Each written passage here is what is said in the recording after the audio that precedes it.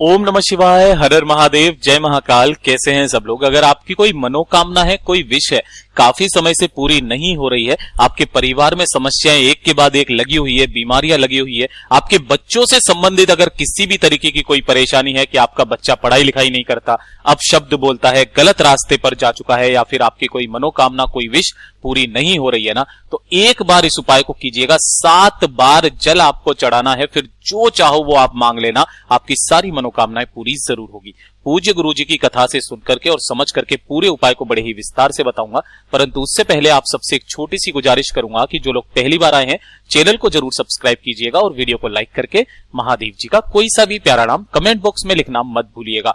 बहुत ही अद्भुत से उपाय है। मात्र इस वाले वीडियो के अंदर हम लोग 3 महा उपाय के बारे में बात करेंगे, जो कि आपकी अलग अलग मनोकामना पूर्ति के लिए सिद्ध होंगे। और जितनी भी माताएं बहनें मेरे इस वीडियो को सुन रही हैं, देख रही हैं ना, इस वाले उपाय को अपने बच्चों के लिए और अपने परिवार के लिए जरूर करना, ठीक है ना, चाहे किसी भी तरीके की कोई परेशानी हो आपके परिवार में। सबसे पहले बात कर लेते हैं पहले वाले उपाय की तरफ, ठीक है। देखिए, पहला वाला उपाय जितनी भी मेरी माताएं बहनें हैं ना, अपने बच्चों के लिए ये उपाय करना होगा, है ना। अगर आपके बच्चे क्या है, पढ़ाई लिखाई करते हैं लेकिन अच्छे नंबर नहीं पा पाते हैं, या फिर पढ़ाई लिखाई में ध्यान नहीं दे पाते हैं, है ना, गलत रास्ते पर जा चुके हैं, है ना, अपशब्द बोलते हैं, लड़ाई झगड़ा करते हैं, कुछ भी इस तरीके से, या फोन चलाते हैं, कुछ भी ऐसी समस्याएं अपने बच्चों को लेकर के, है ना, तो बच्चे के लिए, अपने बच्चे के लिए इस वाले उपाय को करना मत भूलिएगा। कल के दिन बहुत ही अद्भुत सा उपाय है, ध्यान से सुनिएगा, है ना, क्योंकि कल का दिन एक तरीके से माना जाए संतान सप्तमी का दिन है, तो उस दिन तो करना मत भूलिएगा, वरना आप इस उपाय को किसी भी दिन कर सकते हो। ध्यान से सुनना, आपको 1 लोटा शुद्ध जल लेना है अपने घर का, है ना। घर से जब आप मंदिर के लिए जाओगे ना, उससे पहले आपको यह काम करना है, जल लेना, अपने घर का शुद्ध जल, ताजा जल, ठीक है ना, और अपने बच्चे का हाथ स्पर्श करवाना इसके ऊपर। जिस बच्चे के लिए भी आप कर रहे हो ना, उस बच्चे का आपको हाथ इसके ऊपर स्पर्श करवाना है। एक बार ओम नमः शिवाय मंत्र आप अपने मन में बोलते रहना, ठीक है ना। और उसी बच्चे से कोशिश करना कि एक बेलपत्र जो आपके पास में है, उस एक बेलपत्र को वो इस कलश में डाल दे। अगर वो अपने हाथ से डाल देता है तो बहुत अच्छी बात है, नहीं डालता है ना, तो इस वाले कलश में आपको अपने बच्चे का नाम और गोत्र बोल करके उस एक बेलपत्र को इसी के अंदर डाल देना है। डाल दिया बेलपत्र, अब इस 1 लोटे शुद्ध जल को लेकर के पहुंचना मेरे देव आदिदेव महादेव जी के मंदिर शिवलिंग के पास में, उत्तर दिशा यानी कि नॉर्थ डायरेक्शन की तरफ मुंह करके खड़े हो जाना। अगर आप पूजा पाठ सामग्री के लिए कुछ लेकर के आए हो तो पहले पूजा पाठ सामग्री करना, उसके बाद में इस उपाय को करना। अब वो जो 1 लोटा शुद्ध जल है, पूजा पाठ खत्म करने के बाद में उसे आपको 7 बार जल चढ़ाना है। क्रम ध्यान दीजिएगा, आपको सिर्फ और सिर्फ शिवलिंग के ऊपर जल चढ़ाना है। किन महादेव जी के नाम से? तुम रुका महादेव जी के नाम से, तुम रुका महादेव जी के नाम से। ध्यान से सुनिएगा, आपको 7 बार जल चढ़ाना है उसी वाले लोटे में से। एक बार जल चढ़ाया तुम रुका महादेव जी के नाम से, एक बार थोड़ा सा जल चढ़ाना, ओम नमः शिवाय श्री शिवाय नमस्तुभ्यम का आपको कंटिन्यू लगातार जाप करते रहना है। फिर वापस तुम रुका महादेव जी का स्मरण करके एक और बार जल चढ़ाना, फिर वापस जल चढ़ाना, फिर वापस जल चढ़ाना, ऐसे करके आपको 7 बार शिवलिंग पर जल चढ़ाना है। और वो लोटा 7 बार में आपका जल पूरा खत्म हो जाना चाहिए, शिवलिंग पर चढ़ जाना चाहिए, ठीक है ना। अब उसके बाद में जो भी जल बहता बहता जलाधारी से नीचे की तरफ आएगा, है ना, उसे आपको उसी लोटे में एकत्रित कर लेना है, ठीक है। देखिए, अगर आपको जल चढ़ाते समय बेलपत्र नीचे गिर जाए, है ना, तो कोई दिक्कत नहीं है, जैसे चढ़ गई वैसे चढ़ा देना।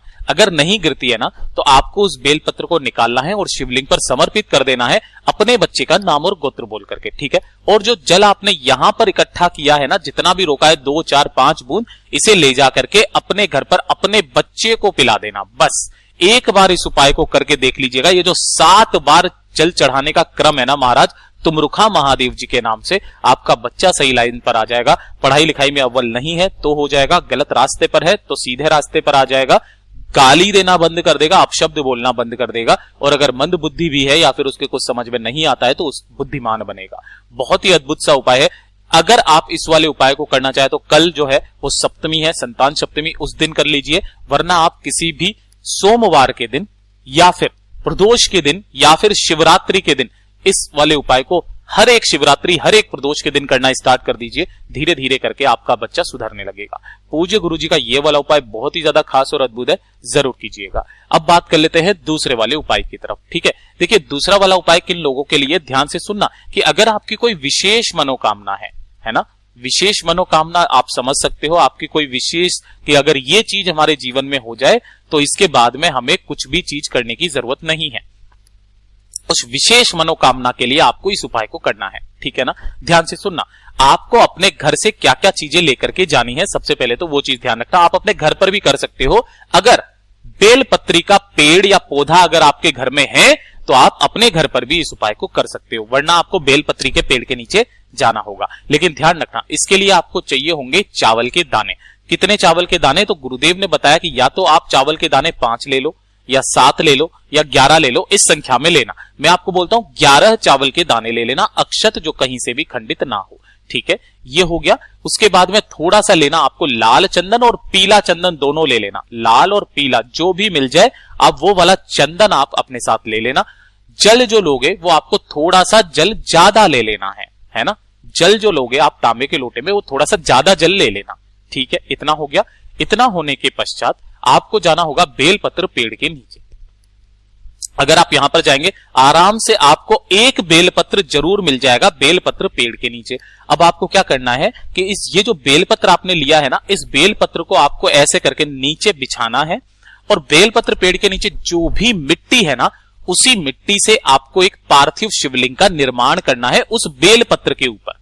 जैसे यहां पर इस बेलपत्र के ऊपर पार्थिव शिवलिंग का निर्माण हो रहा है, अगर आप पूरा शिवलिंग ना भी बना पाओ ना तो केवल एक लिंग का निर्माण कर लेना, ये जो मैंने गोले में बनाया है इस तरीके से। और इसी के ऊपर आपको त्रिपुंड बना करके जो भी आपको चंदन वंदन लगाना है, पूजन वूजन करना है, इसका अच्छे से पूजन कर लेना। पूजन के लिए भी आप सामग्री लेकर के चले जाना, ठीक है ना। सब कुछ कर दिया। उसके पश्चात आपकी जो विशेष मनोकामना है उसको लिए आपको अपने दाहिने हाथ में जो 11 चावल के दाने लिए हैं, उन 11 चावल के दानों को दाहिने हाथ में लेकर के अपना नाम और गोत्र बोल करके अपनी कामना बोलकर, है ना, अपनी कामना बोलकर उन चावल के दानों को आपको शिवलिंग के ठीक ऊपर समर्पित कर देना है।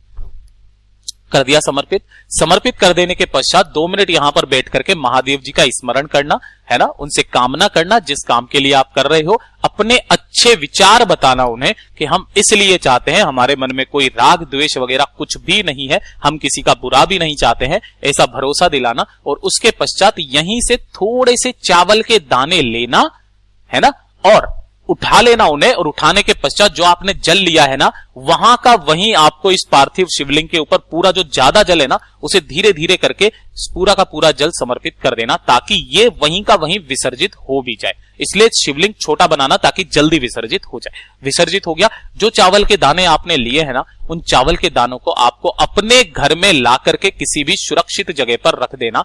जब तक आपकी मनोकामना पूरी नहीं होती है ना, उन चावल के दानों को रखे रहने देना। और देखिएगा, मेरे बाबा ने चाहा तो ज्यादा से ज्यादा 1 महीना आपकी सारी मनोकामनाएं पूरी होगी। उसके बाद में उन्हीं चावल के दानों को आपको बेलपत्र पेड़ के नीचे वापस डाल करके आ जाना है।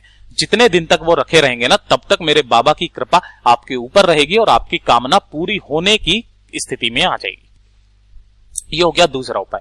अब बात कर लेते हैं तीसरे वाले उपाय की तरफ। तीसरा वाला उपाय मेरी उन माताओं बहनों के लिए है जिन्हें संतान प्राप्ति की इच्छा है ना। गुरुदेव ने बताया कि अगर आपको 10 साल, 15 साल, 20 साल, काफी साल हो गए, पुत्र प्राप्ति नहीं होती है ना, या फिर कोई संतान प्राप्ति नहीं होती है, तो संतान सप्तमी का जो ये दिन है ना, बहुत ही अद्भुत सा दिन है। एक बार इस उपाय को कीजिएगा, ठीक है। कैसे करना है? आपको इस तरीके से एक जटा वाला नारियल लेना है, बजा करके देख लेना कि इसमें जल है या नहीं है। जल वाला जो इसके अंदर बज रहा है ना, वो होना चाहिए, ठीक है। अब जो भी स्त्री है ना, जिसके गर्भ नहीं ठहरता या संतान नहीं होती, डॉक्टर ने मना कर दिया, उसकी लंबाई के